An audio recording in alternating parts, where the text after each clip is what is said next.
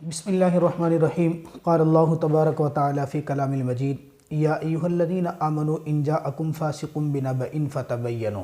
وقال تبارک و تعالی فی مقام آخر لعنت اللہ علی الکاذبین۔ حضرات محترم، ایک مرتبہ جناب نبی پاک صلی اللہ تعالی علیہ وسلم اپنے صحابہ کرام کی مجلس کے اندر بیٹھے ہوئے تھے۔ آپ علیہ السلام کے سامنے چند صحابہ بیٹھے ہوئے تھے۔ آپ علیہ السلام نے اپنے صحابہ کو مخاطب ہو کر پوچھا، اے میرے صحابہ، کیا میں آپ کے سامنے کبیرہ گناہوں میں سے 3 بڑے بڑے گناہ کے بارے میں بتاؤں؟ تمام صحابہ نے بیک زبان ہو کر پوچھا، جی یا رسول اللہ، ضرور بتائیے۔ آپ علیہ السلام نے فرمایا، کبیرہ گناہ میں سے سب سے بڑا گناہ اللہ کی ذات کے ساتھ کسی کو شریک ٹھہرانا ہے۔ نمبر 2، والدین کی نافرمانی کرنا ہے۔ نمبر 3 کسی کو ناحق ظلماً قتل کرنا ہے۔ اس کے بعد صحابہ کرام فرماتے ہیں، آپ علیہ السلام یوں ٹیک لگ کر سہارا لے کر بیٹھے ہوئے تھے۔ آپ علیہ السلام نے اچانک سہارا چھوڑا اور مخاطب کر کے فرمایا، خبردار لوگو، مسلمان کبھی جھوٹا نہیں ہو سکتا، مسلمان جھوٹی شہادت نہیں دے سکتا۔ یہ بات میرے اور آپ کے آقا نے اتنی مرتبہ ارشاد فرمائی کہ صحابہ کرام رضوان اللہ تعالی علیہم اجمعین فرماتے ہیں، ہمارے دلوں میں یہ خواہش ہونے لگی کہ اب میرے آقا یہ بات کہنے سے خاموش ہو جائیں۔ حضرات محترم، توجہ کیجئے، آپ کے اور میرے پیارے حبیب صلی اللہ تعالی علیہ وسلم فرماتے ہیں کہ مسلمان کبھی جھوٹا نہیں ہو سکتا۔ لیکن افسوس، آج کل جس طرح نفسا نفسی کا عالم ہے، پریشانی کا عالم ہے، جس طرح دنیا کے اوپر ایک وبا اور بیماری کا خوف طاری ہے، اس عالم کے اندر بھی میرے بہت سارے سادہ لوگ مسلمان، بہت سارے دوست سنی سنائی بات، بغیر تصدیق کی بات، بے بنیاد باتوں کو نقل کرنا شروع کر دیتے ہیں اور سوشل میڈیا کے ذریعے یا کسی اور ذریعے سے دوسرے مسلمانوں کو خوف و ہراس کے اندر مبتلا کرنا شروع کر دیتے ہیں۔ میرے دوستو، یہ وقت دوسرے کو پریشان کرنے کا نہیں ہے، یہ وقت دوسروں کو ڈرانے کا نہیں ہے، یہ وقت ایسا نہیں ہے کہ ہم امت کو خدا کی ذات سے مایوس کر دیں، ایسا نہیں ہے کہ ہم ایک دوسرے کو پریشان کریں، بلکہ محبتیں، بشارتیں، آسانیاں، پیار بانٹنے کا وقت ہے۔ ویسے بھی آپ علیہ السلام نے فرمایا کہ آدمی کے جھوٹا ہونے کے لیے یہی بات کافی ہے کہ وہ سنی سنائی بات کو آگے نقل کر دے، تصدیق نہ کرے۔ بغیر تصدیق کیے بات جب کبھی نقل کی جاتی ہے نا، اس کا نتیجہ کچھ اور ہوتا ہے، اور جب بات کی تحقیق اور تصدیق کی جائے تو یقیناً نتیجہ کچھ اور نکلتا ہے۔ میں اس کے اوپر آپ کو ایک واقعہ سناتا ہوں۔ سلطان عالمگیر بادشاہ، ایک نیک دل بادشاہ گزرا ہے۔ اس کے زمانے کی بات ہے، ایک مرتبہ عالمگیر بادشاہ رات کے وقت اپنے محل میں اپنے بستر کے اوپر لیٹا ہوا تھا۔ اس کو نیند نہیں آ رہی تھی، کبھی دائیں کروٹ بدلتا، کبھی بائیں کروٹ بدلتا۔ نیند نہیں آئی تو بے چین ہو کر، پریشان ہو کر اٹھا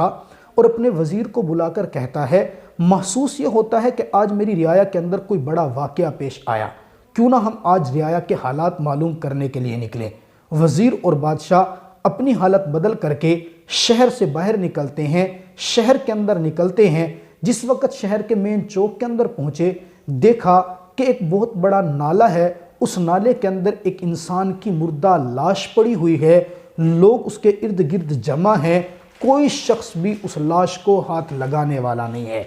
چونکہ بادشاہ نے اس وقت بھیس بدلا ہوا تھا، لوگوں سے پوچھا کہ یہ مرد، یہ شخص کون ہے؟ لوگوں نے کہا یہ فلاں شرابی ہے، یہ زانی ہے، یہ فلاں گناہگار ہے۔ اب چونکہ بادشاہ نے بھیس بدلا ہوا تھا، کہنے لگے کہ اس کو اٹھاؤ، اس کو نکالتے ہیں۔ لیکن میرے دوستو، کوئی شخص بھی اس کو اٹھانے کے لیے اور نکالنے کے لیے تیار نہیں ہوا۔ بالآخر بادشاہ نے اپنے وزیر کے ساتھ مل کر لاش کو نکالا، لاش کے گھر کا پتہ کیا، اس لاش کو گھر کے اندر لے کر گئے، اس کی بیوی کو بلایا اور بلا کر پوچھا، تیرا آدمی، تیرا شوہر کون سا ایسا گناہ کرتا تھا کہ جس کی وجہ سے لوگ اس کی لاش کو بھی ہاتھ لگانے کے لیے تیار نہیں تھے؟ میرے دوستو، توجہ کیجئے گا، اس وقت یہ عورت، یہ بیوی رونے لگتی ہے، چیختی اور چلاتی اور کہتی ہے کہ میں اپنے خاوند کو منع کرتی تھی، ایسے کام نہ کیا کر، اس لیے کہ ہمارے معاشرے کی عادت ہے، یہ بات کی تحقیق نہیں کرتے، تصدیق نہیں کرتے، متنفر بھی جلدی ہو جاتے ہیں اور پھیلانا بھی جلدی شروع کر دیتے ہیں۔ بادشاہ سلامت، معاملہ یہ ہے، میرا خاوند بڑا نیک آدمی تھا، یہ اتنا نیک آدمی تھا کہ سارا دن محنت کرتا، کمائی کرتا، جب شام کو پیسے لے کر آتا تو ایک عورت طوائفہ کے کوٹھے کے اوپر جاتا، ایک عورت کو خریدتا، خریدنے کے بعد رات کے وقت اس کے کمرے میں جاتا اور جا کر اس کو کہتا دیکھ میں نے آج کی رات کے پیسے تیرے ادا کر دیے ہیں، اب جو میں کہوں گا وہ تجھے کرنا ہوگا۔ ظاہر سی بات ہے جب یہ پیسے دے چکا ہوتا تو اس کو کہتا کہ اب میں برائی نہیں کروں گا، تو رب کے لیے مصلی پر چڑھ جا، باوضو ہو کے عبادت شروع کر دے۔ جب وہ طائفہ اس کے کہنے سے عبادت شروع کرتی، یہ ایک طرف ہاتھ اٹھا کر بیٹھ جاتا اور کہتا اللہ میرے ذمے جو کام تھا وہ میں نے کر دیا، اب اس کے دل کو بدل دینا وہ تیرا کام ہے۔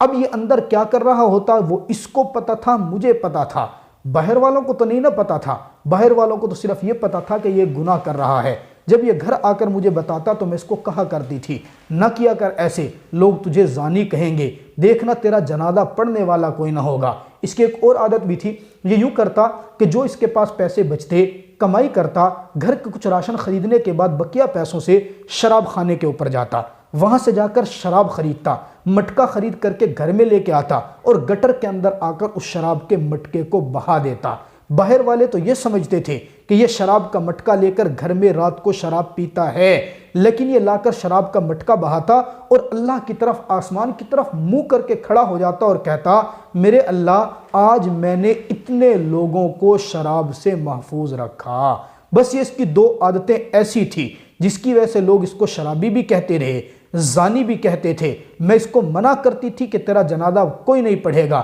لیکن یہ مجھے مسکرا کر ایک ہی بات کہا کرتا تھا، یہ کہتا تھا تو پاگل ہے، دیکھ لینا جس وقت میں مروں گا میری لاش کو اٹھانے کے لیے وقت کا بادشاہ آئے گا اور میرے جنازے کے اندر وقت کے بادشاہ اور علماء شریک ہوں گے۔ میرے دوستو یہ بات بادشاہ سلامت سنتے ہیں تو مسکرا کر بیوی کو مخاطب کر کے کہتے ہیں تیرے آدمی نے جو کام کیا وہ رب کی رضا کے لیے کیا، دیکھ میں وقت کا بادشاہ ہوں، تم اس کی تدفین کا انتظام کرو، ہم وقت کے بادشاہ آ کر علماء کو لے کر آئیں گے اور اس کا جنازے کی نماز پڑھیں گے۔ تو میں عرض یہ کرنا چاہتا تھا، دیکھ لیجئے یہاں پر جب تک اس کے بارے میں تحقیق نہیں کی گئی تو نتیجہ کچھ اور نکلا، اور جب بادشاہ نے تحقیق کی تو نتیجہ کچھ اور نکلا۔ بالکل اسی طرح ہمارے معاشرے کے اندر مصدقہ اطلاعات کے مطابق ابھی تک بھی ضلع بکھر کے اندر کرونا کا ایک مریض بھی نہیں ہے، لیکن مختلف فون آ رہے ہیں، کبھی کوئی کہہ رہا ہے جی اطلاع موصول ہو رہی ہے، نعوذ باللہ کو تبلیغی جماعت کے 45 آدمی مریض ضلع بکھر میں آ گئے، کوئی کچھ کہہ رہا ہے، کوئی کچھ کہہ رہا ہے، کسی کا